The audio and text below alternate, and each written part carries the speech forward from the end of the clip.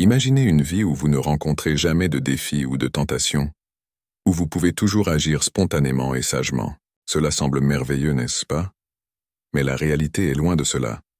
La vie est complexe et remplie de situations qui mettront à l'épreuve notre caractère et notre jugement. C'est pourquoi les stoïciens ont développé une philosophie qui est également un guide pratique pour vivre.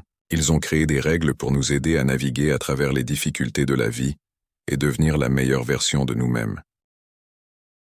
Dans cette vidéo, je vais partager avec vous 11 règles historiques que j'ai tirées des philosophes stoïciens qui ont vécu il y a plus de 2000 ans. Ces règles ont été utiles à de nombreuses personnes à travers l'histoire, et j'espère qu'elles vous seront utiles également. Alors, restez avec moi jusqu'à la fin pour apprendre toutes les règles et comment les appliquer à votre vie. Avant de commencer, merci de liker la vidéo pour me soutenir dans la diffusion de cette philosophie. Si vous n'êtes pas encore abonné, je vous suggère de le faire et d'activer la cloche de notification pour ne manquer aucune vidéo. Règle 1. Maîtrisez votre routine matinale. L'un des passages les plus inspirants des méditations de Marc Aurèle est sa réflexion personnelle au début du livre 5. Il est difficile de sortir du lit le matin, surtout lorsque vous avez un lit douillet et chaud. Mais c'est ce que Marc Aurèle faisait tous les jours, même s'il était l'empereur de Rome et pouvait faire tout ce qu'il voulait. Il choisissait de se lever tôt et d'affronter ses devoirs, plutôt que de se laisser aller au luxe et au plaisir.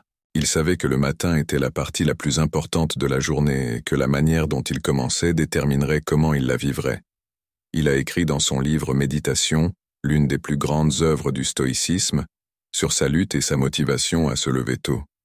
Vous pouvez suivre son exemple et utiliser ces 3 actions pour conquérir vos matins. 1.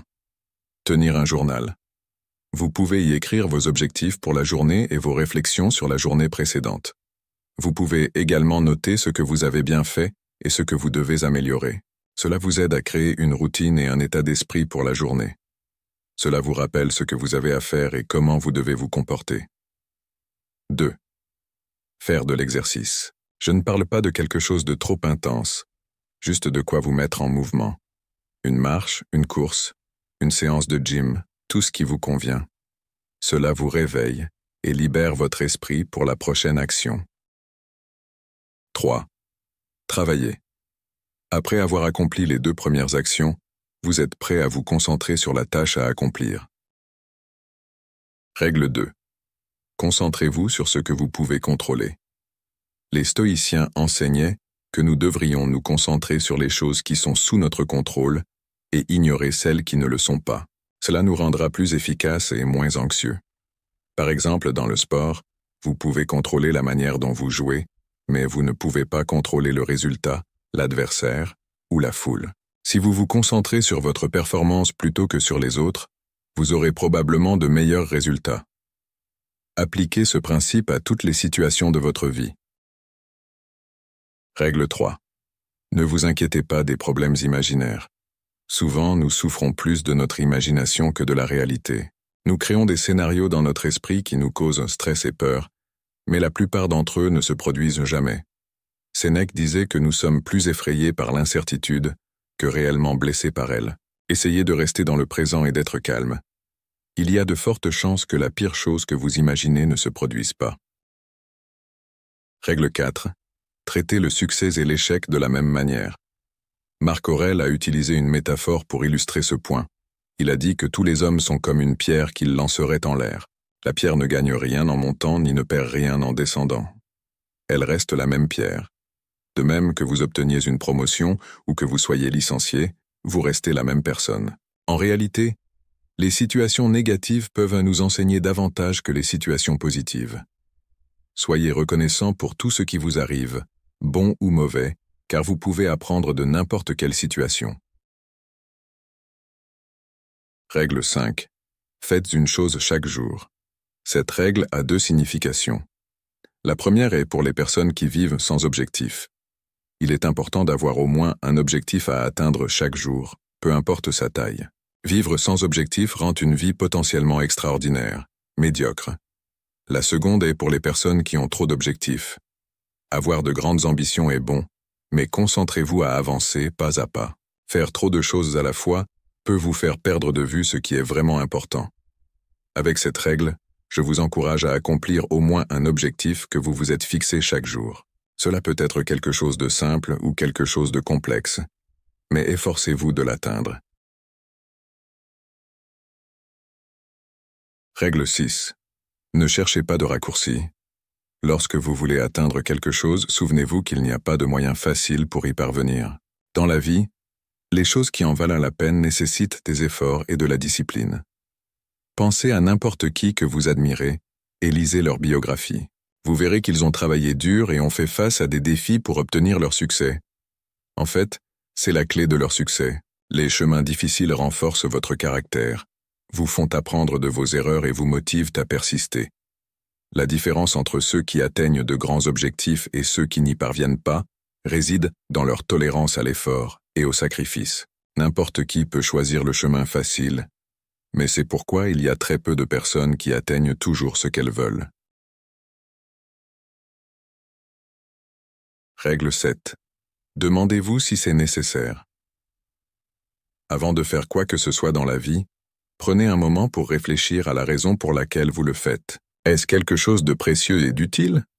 Ou est-ce quelque chose de superflu et de futile? Vous réaliserez combien de choses nous faisons et désirons dans nos vies qui ne sont pas vraiment nécessaires. Elles ne font que nous distraire de ce qui est vraiment important. En vous posant cette question, vous pourrez vous concentrer sur les choses qui comptent et éviter celles qui ne comptent pas. Règle 8. Aimez votre destin. La vie est imprévisible et parfois les choses ne se passent pas comme nous le voudrions. Nous pouvons être confrontés à la malchance, à l'adversité ou à l'échec. Cependant, nous ne devrions pas laisser ces événements ruiner notre bonheur ou notre tranquillité d'esprit.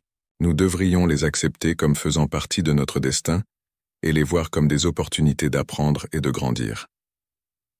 Sénèque est un grand exemple de cette attitude. Il a affronté de nombreuses épreuves dans sa vie, comme des problèmes de santé, un exil politique et même un suicide forcé.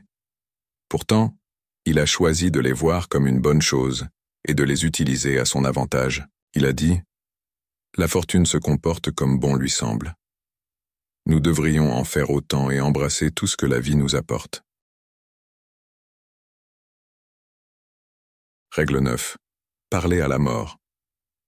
Cette règle peut sembler étrange, mais elle a un sens profond. Elle a été inspirée par un oracle que Zénon de Kition, le fondateur du stoïcisme, a consulté après avoir perdu toute sa richesse. L'oracle lui a dit que pour mener une bonne vie, il devait parler aux morts. L'oracle voulait dire qu'il devait lire les livres des anciens philosophes qui étaient décédés avant lui.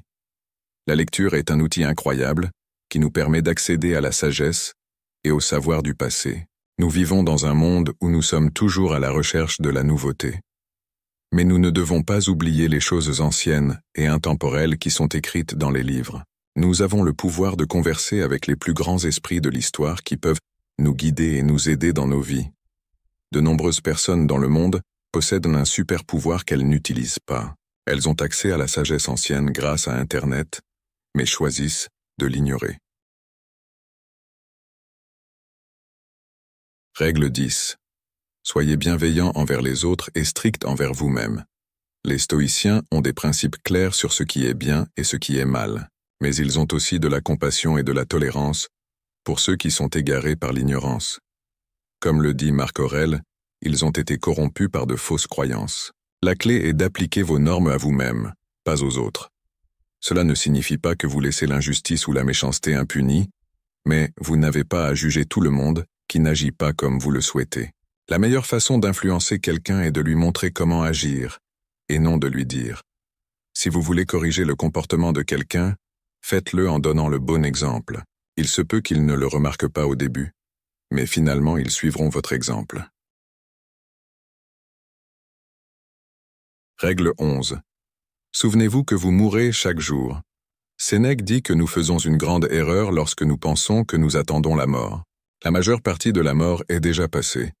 Tout le temps qui s'est écoulé appartient à la mort. Nous pensons souvent à la mort comme à quelque chose qui nous arrive à un certain moment de la vie. C'est un événement fixé dans le futur. Nous ne réalisons pas à quel point elle est proche en fonction de notre âge et de notre santé. Sénèque pense que c'est une mauvaise façon de voir la mort. Elle conduit à de mauvaises habitudes et à une vie médiocre. Il dit que la mort est un processus qui se déroule en ce moment même. Nous mourrons chaque jour. Pendant que vous regardez cette vidéo, le temps vous échappe. Ce temps, dit-il, appartient à la mort. La mort n'est pas loin. Elle est ici et maintenant. C'est le tic-tac de l'horloge. C'est la disparition de la lumière. Que devrions-nous en faire? La réponse est vivre. Vivez tant que vous le pouvez. Ne perdez pas de temps en futilité. Ne laissez rien d'inachevé et profitez au maximum du temps tant qu'il est encore à vous. Que pensez-vous de ces règles stoïciennes? Avez-vous d'autres à ajouter? J'aimerais beaucoup avoir votre avis dans la section des commentaires ci-dessous. Le stoïcisme, tout comme la vie elle-même, n'est pas un chemin simple. Il demande un effort considérable et une discipline inébranlable. Cependant, les récompenses qu'il offre sont vraiment inestimables.